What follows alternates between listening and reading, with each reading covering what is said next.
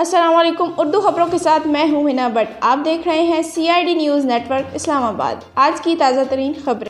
شفاف انتخابات، وزیر اعظم کا انتخابی اصلاحات کے لیے کمیٹی تشکیل دینے کا فیصلہ۔ وزیر اعظم عمران خان نے انتخابی اصلاحات کے لیے کمیٹی تشکیل دینے کا فیصلہ کر لیا، جبکہ حکومتی و اپوزیشن نمائندوں پر مشتمل کمیٹی بنانے پر اتفاق کیا گیا۔ زیتون کی شجرکاری مہم کامیاب رہی تو پورے ملک کو فائدہ ہوگا: وزیر اعظم عمران خان کا کہنا ہے کہ زیتون کی شجرکاری مہم کے مثبت اثرات پورے پاکستان پر آئیں گے۔ شجرکاری مہم کامیاب رہی تو ملک بھر کو فائدہ ہوگا۔ نیب درخواست پر سماعت، کیا مریم نواز پھر جیل جائیں گی؟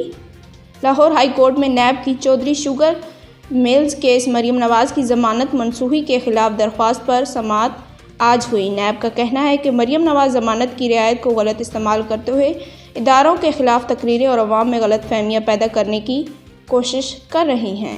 پاکستان میں ویکسین کی 4 کروڑ سے زائد خوراکیں آ رہی ہیں: یاسمین راشد۔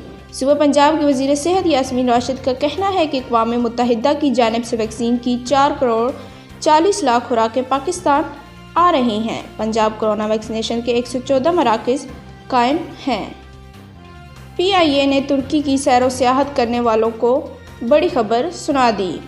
قومی ایئر لائن PIA نے ترکی کے لیے براہ راست فضائی سفر شروع کرنے کا اعلان کر دیا۔ مئی کے وسط سے ہفتہ وار 3 پروازیں استنبول کے لیے چلائی جائیں گی۔ کورونا کی تیسری لہر، سندھ حکومت کا لاک ڈاؤن کے حوالے سے بڑا فیصلہ۔ سندھ حکومت نے کورونا کے پھیلاؤ کے خطرے کے پیش نظر 15 اپریل تک اسمارٹ لاک ڈاؤن کا فیصلہ کر لیا۔ تمام کاروباری مراکز رات 10 بجے بند کرنا ہوں گے، جبکہ شادی ہالز میں کھانا کھلانے پر پابندی ہوگی۔ فیس بک سے اچھی آمدنی، خواہش مند صارفین کے لیے بڑی خبر۔ سوشل میڈیا کے سب سے بڑے پلیٹ فارم فیس بک نے سماجی رابطے کی ویب سائٹ سے کمانے کے خواہش مند صارفین کو خوشخبری سنا دی۔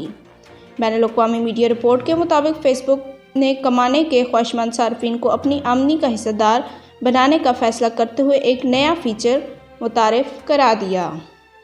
فیس بک نے اس خواہش کا اظہار کیا کہ صارفین سوشل میڈیا کی مدد سے اضافی آمدنی حاصل کریں، جس کے لیے انہیں کچھ زیادہ نہیں بلکہ مختصر ویڈیو بنا کر پوسٹ کرنا ہوں گی۔ پاکستان میں کورونا کی تیسری لہر، کیسز میں تیزی سے اضافہ۔ پاکستان میں کورونا کی تیسری لہر کے آغاز کے ساتھ ہی کیسز میں مسلسل اضافہ ہو رہا ہے۔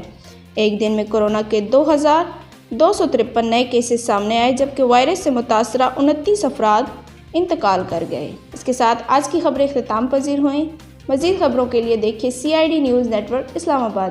اگر آپ نے ابھی تک ہمارے YouTube چینل سبسکرائب نہیں کیا تو سبسکرائب کریں، لائک کریں، شیئر کریں اور ہمیں فیس بک پہ فالو کرنا نہ بھولیے گا۔ اپنا خیال رکھیں اور دوسروں کا۔ اللہ حافظ۔ You are watching CID News Network Islamabad.